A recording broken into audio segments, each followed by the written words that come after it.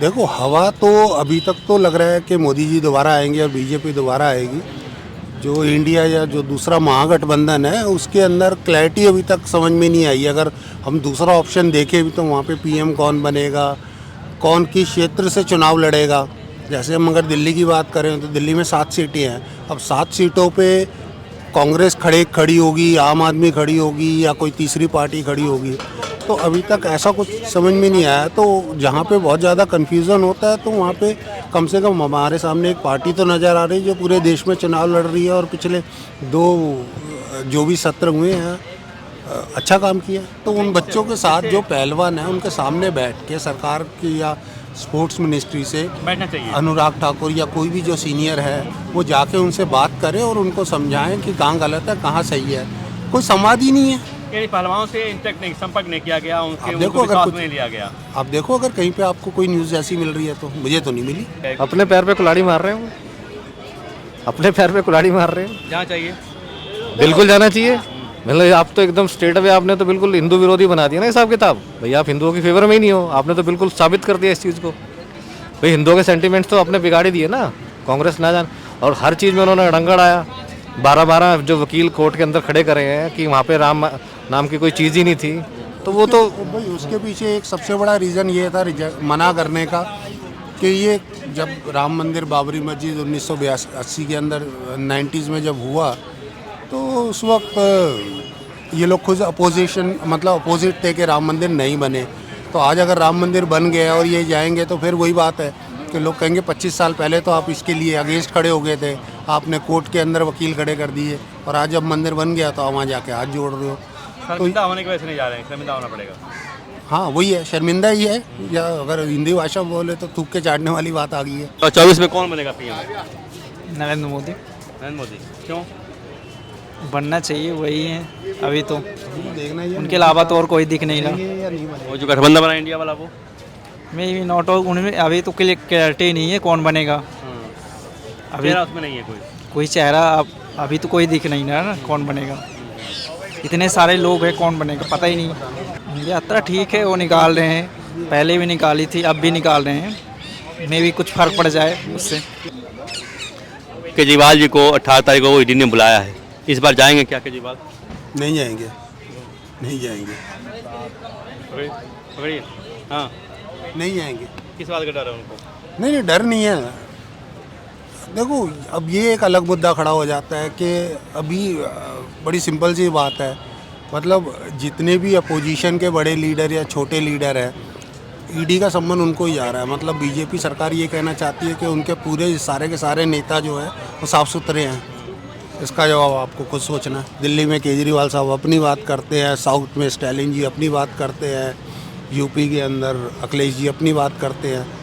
तो जब हम देश की बात कर रहे हैं तो फिर एक होना चाहिए। मतलब आप स्टेट वाइज अगर आप अच्छे हैं तो बहुत अच्छी बात है, बट देश के लिए हमें एक ही नेता चाहिए ना, एक ही पार्टी चाहिए। कहना है कि हमारे पास बहुत सारे पीएम चेहरे हैं, जवान ले लो, बूढ़ा ले लो, युवा ले लो, महिला ले लो। नहीं देखो, इसमें जवान बूढ़े या बच्चे की बात नहीं है। बात ये है कि क्या उसमें कैपेबिलिटी है देश चलाने की।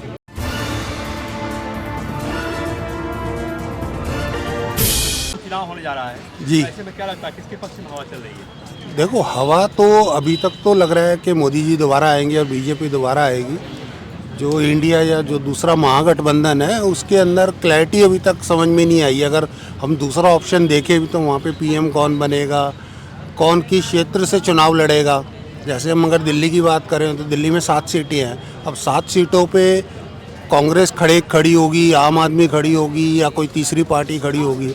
तो अभी तक ऐसा कुछ समझ में नहीं आया। तो जहाँ पे बहुत ज़्यादा कन्फ्यूज़न होता है तो वहाँ पे कम से कम हमारे सामने एक पार्टी तो नज़र आ रही है जो पूरे देश में चुनाव लड़ रही है और पिछले 2 जो भी सत्र हुए हैं अच्छा काम किया।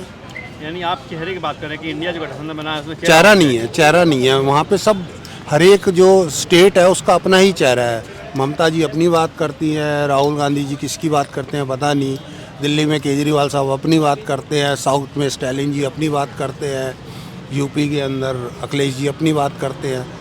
तो जब हम देश की बात कर रहे हैं तो फिर एक होना चाहिए। मतलब आप स्टेट वाइज अगर आप अच्छे हैं तो बहुत अच्छी बात है, बट देश के लिए हमें एक ही नेता चाहिए ना, एक ही पार्टी चाहिए। तो इस तो कहना है कि हमारे पास बहुत सारे पीएम मिनिस्टर हैं, जवान ले लो, बूढ़ा ले लो, युवा ले लो, महिला ले लो। नहीं देखो, इसमें जवान बूढ़े या बच्चे की बात नहीं है। बात ये है कि क्या उसमें कैपेबिलिटी है देश चलाने की, क्या उनके पास वो काबिलियत है कि वो इंटरनेशनल मैनेज कर पाएँ, या भारत के जो अपने इंटरनल बेरोजगारी या भ्रष्टाचार या जो भी इश्यूज़ है उनको वो हैंडल कर पाएगी। भाई अखिलेश जी अपने राज्य में तो जब उनका था तो ऐसा कुछ उन्होंने बहुत अच्छा, ठीक है अच्छा काम किया, बट ऐसा काम नहीं किया। अगर अच्छा काम किया होता तो शायद वो दोबारा आ जाते।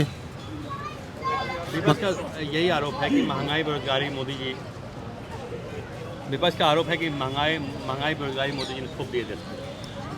देखो सर, महंगाई तो क्या है कि आपको कहीं ना कहीं किसी ना किसी चीज़ पे कॉम्प्रोमाइज़ तो करना पड़ेगा। अगर आप देश की तरक्की चाह रहे हो तो महंगाई तो बढ़ेगी, और महंगाई ऐसा नहीं है कि भारत में बढ़ी है, सब जगह। अब अगर आप यूरोप की बात करें तो आज की डेट में यूएस और यूके दोनों स्ट्रगल कर रहे हैं महंगाई में। अगर आप देख, कंपैरेटिवली लोगों की इनकम भी तो बढ़ी है ना साहब, और इनकम भी बढ़ी है। कंपैरेटिवली लोगों की इनकम भी बढ़ी है। 2014 में क्या थी लोगों की सैलरी और आज देख लो।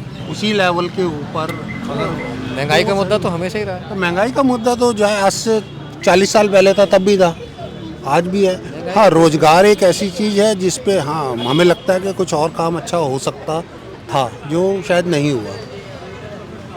इंडिया गठबंधन बना है और राहुल गांधी बाहर जो यात्रा निकाल रहे हैं, तो क्या 2024 पर इस यात्रा का असर पड़ेगा? नहीं, कोई असर नहीं, कोई असर नहीं। 6700 किलोमीटर, 6000 उससे कोई फर्क पड़ने वाला थोड़ा नहीं। बहुत अगर असर नज़र आ रहा है या पड़ सकता है तो वो नॉर्थ ईस्ट में पड़ सकता है, बिकॉज वहाँ पे जिस तरह से प्रेजेंट सरकार ने मणिपुर का इशू हैंडल किया था वो बहुत ज़्यादा सेटिस्फैक्ट्री नहीं था। तो वहाँ के लोग लग रहा है कि काफ़ी नाराज़ हैं बीजेपी सरकार से, तो वहाँ पे हो सकता है थोड़ा बहुत असर पड़े। बाकी नॉर्थ और सेंट्रल में यात्रा का लोकसभा की एक सर 2-2, 3-3 करके भी 15-16 सीटें तो बनी जाती हैं वहाँ, तो वहाँ पे हो सकता है कुछ सीटें आ जाए। बाकी सेंट्रल के अंदर और नॉर्थ के अंदर बीजेपी। राम मंदिर का न्योता दिया गया है विपक्ष को, कांग्रेस ने मना कर दिया। सपा भी जाएगी नहीं जाएगी? अपने पैर पे कुल्हाड़ी मार रहे हो, अपने पैर पे कुल्हाड़ी मार रहे हो। जाना चाहिए, बिल्कुल जाना चाहिए। मतलब आप तो एकदम स्ट्रेट अवे आपने तो बिल्कुल हिंदू विरोधी बना दिया ना हिसाब किताब। भैया आप हिंदुओं की फेवर में ही नहीं हो, आपने तो बिल्कुल साबित कर दिया इस चीज़ को। भाई हिंदुओं के सेंटिमेंट्स तो आपने बिगाड़ ही दिए ना, कांग्रेस ना जान। और हर चीज़ में उन्होंने अड़ंगड़ आया। 12-12 जो वकील कोर्ट के अंदर खड़े करे हैं कि वहाँ पे राम नाम की कोई चीज़ ही नहीं थी, तो वो तो भाई उसके पीछे एक सबसे बड़ा रीज़न ये था मना करने का कि ये जब राम मंदिर बाबरी मस्जिद 1982 के अंदर 90s में जब हुआ तो उस वक्त ये लोग खुद अपोजिट थे कि राम मंदिर नहीं बने। तो आज अगर राम मंदिर बन गया और ये जाएंगे तो फिर वही बात है कि लोग कहेंगे 25 साल पहले तो आप इसके लिए अगेंस्ट खड़े हो गए थे, आपने कोर्ट के अंदर वकील खड़े कर दिए, और आज जब मंदिर बन गया तो आप वहाँ जाके हाथ जोड़ रहे हो। शर्मिंदा होने की वजह से नहीं जा रहे हैं, शर्मिंदा होना पड़ेगा। हाँ वही है, शर्मिंदा ही है, या अगर हिंदी भाषा बोले तो थूक के चाटने वाली बात आ गई है। लिखित जब उन्होंने लिखित बताया कि हम नहीं जा रहे हैं, वहाँ संघ कार्यक्रम है, बीजेपी का कार्यक्रम नहीं है। देखो अब वो कुछ ना कुछ तो बोलना ही है, तो यही बोल दो। अब वो ये तो बोलेंगे नहीं कि जी हम तो 25 साल पहले हम तो मना कर रहे थे, राम मंदिर है ही नहीं या नहीं बनना चाहिए, और आज बन गया तो हम जाके खड़े हो गए। यानी संघ और बीजेपी कार्यक्रम ये बहाना है। हाँ, तो यही अगर मैं इसको दूसरे तरीके से बोलता हूँ, अगर ये 2 साल बाद बनता, और एक एग्जांपल दे रहा हूँ, और हो सकता है कांग्रेस की सरकार बनती और राम मंदिर पूरा हो जाता, तो क्या कांग्रेस के लोग राम मंदिर के उद्घाटन में नहीं जाते? 100% जाते। अभी प्रॉब्लम ये है कि सरकार बीजेपी की है, बीजेपी ने इसको पूरा किया है और इन्होंने अपोजिट किया था, इसलिए ये शर्मिंदगी की वजह से नहीं जा रहे। 2024 में कौन बनेगा पीएम? नरेंद्र मोदी। नरेंद्र मोदी क्यों बनना चाहिए, वही है अभी तो, देखना ही है, उनके अलावा तो और कोई दिख नहीं रहा। या नहीं बनेगा। वो जो गठबंधन बना इंडिया वाला वो मैं भी नॉट आउट, उनमें अभी तो क्लैरिटी नहीं है कौन बनेगा। अभी चेहरा उसमें नहीं है कोई चेहरा अभी तो कोई दिख नहीं रहा ना कौन बनेगा। इतने सारे लोग हैं, कौन बनेगा पता ही नहीं। और जो गठबंधन जो यात्रा निकाला है राहुल गांधी को, यात्रा ठीक है, वो निकाल रहे हैं, पहले भी निकाली थी, अब भी निकाल रहे हैं, में भी कुछ फर्क पड़ जाए उससे। केजरीवाल जी को 18 तारीख को ईडी ने बुलाया है, इस बार जाएंगे क्या केजरीवाल? नहीं जाएंगे, नहीं जाएंगे, पकड़िए। हाँ, नहीं जाएंगे। किस बात का डर है उनको? नहीं डर नहीं है। देखो अब ये एक अलग मुद्दा खड़ा हो जाता है कि अभी बड़ी सिंपल सी बात है, मतलब जितने भी अपोजिशन के बड़े लीडर या छोटे लीडर हैं, ईडी का संबंध उनको ही जा रहा है। मतलब बीजेपी सरकार ये कहना चाहती है कि उनके पूरे सारे के सारे नेता जो है वो साफ सुथरे हैं। इसका जवाब आपको खुद सोचना है। बीजेपी का आरोप है कि कांग्रेस के कार्यकाल जब था तो तब भी कांग्रेस के यहाँ छापा पड़ता था, क्यों तब बीजेपी का छापा क्यों नहीं पड़ता था? जी भैया आपने कहा नहीं, कांग्रेस का छापा पड़ता था। हाँ, जब 10 साल मनमोहन सिंह सरकार थी जितने छापे पड़े वो सब मैक्सिमम उसमें कांग्रेस वाला वो यही पड़ा था उस समय भी। ऐसा नहीं है, नहीं ऐसा तो नहीं है। ऐसा नहीं है। आप निकाल के देखेंगे 2G 3G तो उनके काम में हुआ है, पर वो बीजेपी के आने के बाद उन्होंने एक्सपोज किया उनको बाद में आके। बाकी छापे तो इतनी फ्रिक्वेंटली नहीं था। देखो उस वक्त क्या था, इतने फ्रीक्वेंटली जो है छापे नहीं पड़ते थे। अब तो ऐसा लगता है कि हर रोज़ अखबार देखो तो दूसरे दिन किसी भी अपोजिशन नेता का नाम आ जाता है, उसको सम्मन इशू कर दिया जाता है। ठीक है, अब वो गलत है या सही है वो अलग है, बट मेरा जो सवाल है सरकार से या आम लोगों से कि क्या बीजेपी के अंदर कोई भ्रष्ट नहीं है या किसी ने भी करप्शन नहीं किया है? क्या आज तक पिछले 8 साल के अंदर उपयोग हो रहा है? हो रहा है, 100% हो रहा है, इसमें कोई दो राय नहीं है। लेकिन नोट भी तो दिखाई दे रहे हरी जब छापे हो रहे हैं तो नोट तो गलत नहीं है ना। सर अगर बीजेपी के नेताओं के वहाँ भी हरे नोट मिल जाएंगे आपको, उसमें क्या मिलेंगे ना वो भी जो पड़ेगा तभी पता लगेगा। जो हो रहा है गलत नहीं हो रहा, जो हो रहा पड़ रहा है ना। तो हाँ ये तो पड़ रहा है, ठीक पड़ रहा है, ठीक है ना। बट बराबर का होना चाहिए ना। अगर आप उन पे आरोप लगा रहे हैं या उन पे छापे मार रहे हैं तो आप अपने कुछ जो नेता जिनके शायद कुछ पब्लिक को नाम भी याद हो उनके ऊपर भी आप एक बार इन्वेस्टिगेशन करके देखो। बीजेपी वालों ने पहलवानों के ऊपर क्यों नहीं इन्वेस्टिगेशन कराया? पहलवानों वाला जो बताओ, जो पहलवानों वाला इशू था उसके अंदर बीजेपी सरकार को वो जो बृजभूषण जी थे उन्हीं के सहयोगी को खड़ा करके जिता दिया, तो क्या वो सही था? नहीं था। निलंबित तो हो गया, सस्पेंड कर दिया सरकार ने उसको। तो जिसको बनाया वो उन्हीं के बंदा तो है, वो भी। उन्हीं का तो बंदा है। तो सस्पेंड तो कर दिया उसको, हटा दिया नहीं, ना। कहाँ किया? जैसे मैं आपको कहा तो सस्पेंड कर दिया उनको, वो दूसरे दिन सस्पेंड कर दिया उनको। जो ही जीते हैं वो संजय सिंह, संजय सिंह जो जीते हैं उनको सस्पेंड कर दिया, कहा मैंने ऐसी नहीं है, चुनाव नहीं हुआ। और उन बच्चों को तो कोई अभी तक वो नहीं मिला ना, नहीं आया अभी तक तो कोई रिजल्ट नहीं आया ना उनका। उन्होंने तो अपने मेडल सब मतलब इस देश का इतना बड़ा दुर्भाग्य है कि जिस मेडल के लिए हम 50 साल तक तरसे और वहाँ पे स्वर्ण और ओलंपिक और एशियाड में बच्चे, ये जो विरोध हो रहा है ये केवल हरियाणा के पर्टिकुलर एक सर जी सबसे ज़्यादा अखाड़े से हो रहा है सर जी और ये इसलिए हो रहा है कि उन्होंने देशव्यापी जो चीज़ें की हैं उस देश से सर जी आपका पहले क्वेश्चन का जवाब ये है कि सबसे ज़्यादा मेडल ही हरियाणा से आया, तो जहाँ से मेडल आएंगे वहीं से तो वापस किए जाएंगे। ये तो कह रहा है कि जो वर्चस्व उसको लग रहा है कि हमारा जो वर्चस्व उसने जा रहा है हर। नहीं देखो सर, कोई भी लड़की चाहे वो और खासकर जो कि देश को जिताया हो वो क्यों करेगी? कहा तो पॉलिटिकल इसके पीछे पॉलिटिकल हाथ है।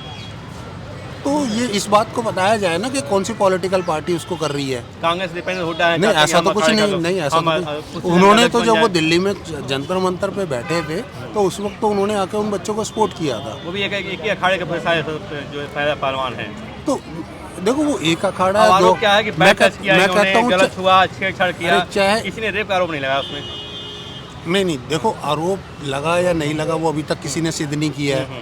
नहीं इन्होंने नहीं लगाया आरोप ना, भाई उन्होंने हमारे साथ बलात्कार किया। नहीं इनका आरोप है कि उन्होंने देखो सर नहीं छेड़छाड़ किया। देखो सर बोला eve teasing is as bad as rape. बिल्कुल ठीक है। अब उन्होंने बोले कि नहीं जी हमारा बलात्कार हुआ है तो, और हम अगर बलात्कार होगा सरकार कहेगी हम तभी एक्शन लेंगे तो वो बिल्कुल गलत है। आपने ईव टीजिंग करी है, आपने अगर लड़की को बिना मर्जी के उसको अगर गलत तरीके से छुआ है तो वो गलत है, उस पर एक्शन होना चाहिए। जो कुश्ती संघ का नया नियम आया उसके अनुसार ये था कि आपको अगर खेलना है, प्रतियोगिता में जाना है तो आपको नेशनल में खेलना होगा, नेशनल जीत करके आप जाएंगे तो आपको। इनका कहना है कि हम बड़े पहलवान हैं, हमको डायरेक्ट भेज दीजिए। नहीं सर ये सारी चीज़ें बाद में हुई हैं, जो इनका मुद्दा था वो उससे पहले हो चुका था। ये जो नया रेगुलेशन आया है सर ये रेगुलेशन ये ओलंपिक से पहले आया है और ये जो मुद्दा था ये ओलंपिक से 6 महीने पहले शुरू हो गया था। तो अब आप उन चीज़ों को आपस में कोरिलेट, पहले तो उन बच्चों के साथ जो पहलवान हैं उनके सामने बैठ के सरकार की या स्पोर्ट्स मिनिस्ट्री से बैठना चाहिए, अनुराग ठाकुर या कोई भी जो सीनियर है वो जाके उनसे बात करे और उनको समझाएं कि कहाँ गलत है कहाँ सही है।